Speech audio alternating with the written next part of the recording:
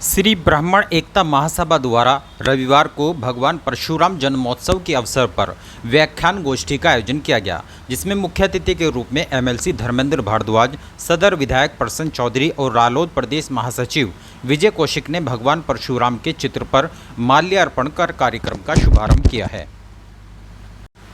शनिवार को शामली के अग्रसेन बरात घर में आयोजित महासभा की बैठक को संबोधित करते हुए एमएलसी धर्मेंद्र भारद्वाज ने समाज की एकता पर बल दिया। उन्होंने कहा कि भगवान परशुराम के बताए गए रास्तों पर चले।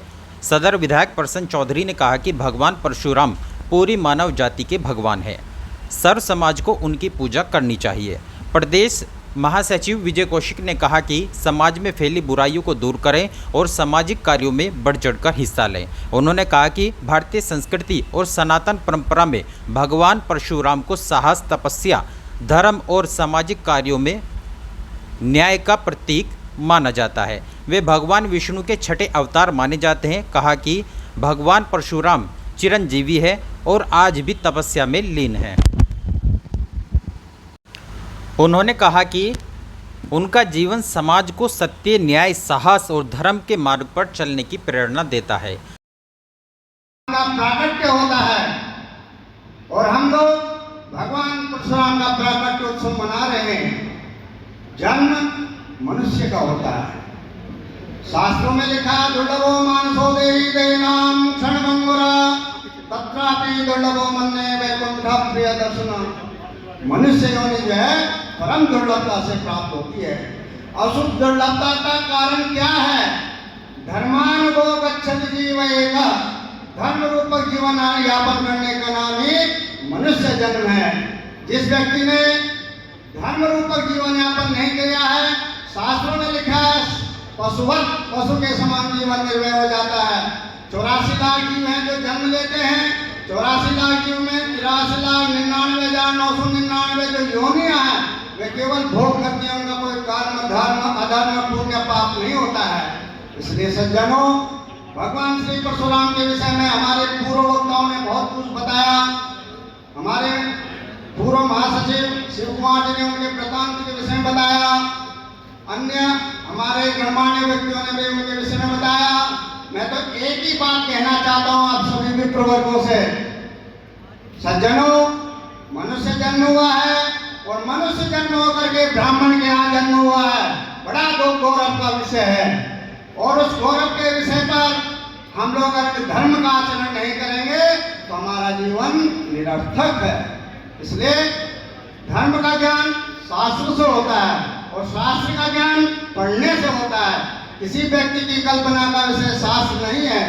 इसलिए ज्यादा न कहते हुए मैं सभी आप बंधु वर्गों से, वृद्धजनों से एक ही बात कहता हूँ, आप सभी अपने बालकों को संस्कारवान बनाओ। महावीराय धीमहि तन्नो राम प्रचोदयात्। आदरणीय मन सम्मानित अतिथिगण, आज हम सब यहाँ भगवान परशुराम जी के जन्मोत्सव पर अवसर पर एकत्रित हुए हैं। यह दिन कोई केवल साधारण पर्व नहीं है, बल्कि धर्म, साहस और न्याय की विजय का प्रतीक है। जैसा हम सब जानते हैं, भगवान परशुराम जी श्री विष्णु जी के छठे अवतार थे और कैसे उन्होंने भगवान शिव की कड़ी तपस्या करके परशु प्राप्त किया था, जिससे उनका नाम परशुराम पड़ा था। भगवान परशुराम जी केवल एक महान योद्धा ही नहीं थे, बल्कि एक आदर्श गुरु, तपस्वी और समाज सुधारक भी थे। उन्होंने अपने जीवन से सिद्ध किया कि शक्ति और ज्ञान का सही उपयोग ही मानवता की रक्षा करता है। परशुराम जी के जीवन से हमें एक बहुत बड़ी सीख यह भी मिलती है कि जब जब अन्याय बढ़े तो मौन रहना ही अधर्म है और उसके विरुद्ध खड़ा होना ही सच्चा धर्म है। कहते हैं, जहां न्याय के विरुद्ध शस्त्र उठाना धर्म बन जाए, वहां परशुराम का जन्म होता है।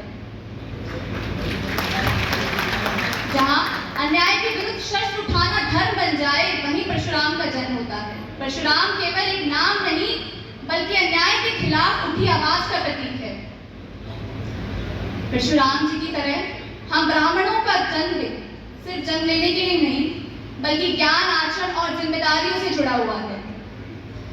हम सब परशुराम के वॉलंटियर्स ही हैं हम सब की जिम्मेदारी बनती है संस्कार और परंपराओं का संरक्षण करने की। संस्कार और परंपराओं का संरक्षण करने के साथ साथ समाज को धर्म, कर्तव्य और नैतिक जीवन का मार्ग दिखाने की। हम सबके भीतर एक परशुराम है। जो मेरे जैसे युवा हैं यहाँ पे, वो सब मुझसे रिलेट करेंगे कि हम सबके भीतर एक परशुराम है। ब्राह्मण समाज का कर्तव्य केवल पूजा पाठ तक सीमित नहीं है, बल्कि ज्ञान और संस्कारों के माध्यम से धर्म की स्थापना करना भी है।